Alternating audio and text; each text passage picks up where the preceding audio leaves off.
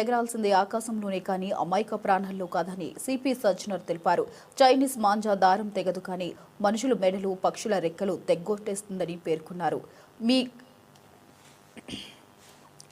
మీ క్షణికానందం మరొకరేంట తీరని విషాదం కాకూడదని, నిషేధిత చైనీస్ మాంజా అమ్మినా వాడిన కఠిన చర్యలు తప్పవని హెచ్చరించారు. పండుగని పండుగలా జరుపుకోవాలని, ప్రాణాలు తీసి కాదని అధికారులు పేర్కొన్నారు.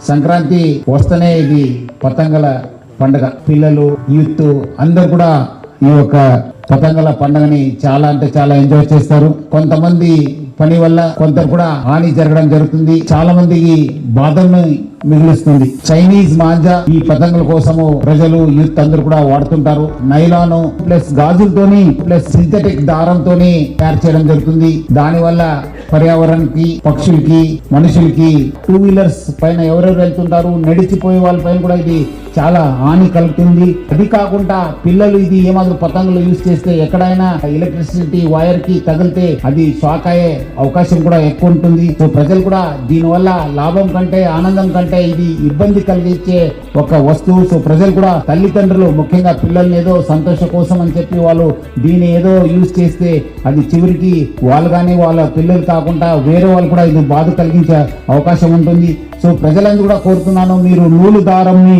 వాడాలి, దాన్నే ప్రోత్సహించాలని చెప్పి నేను హైదరాబాద్ సిటీ పోలీస్ తరఫు నుంచి కోరుతున్నాను.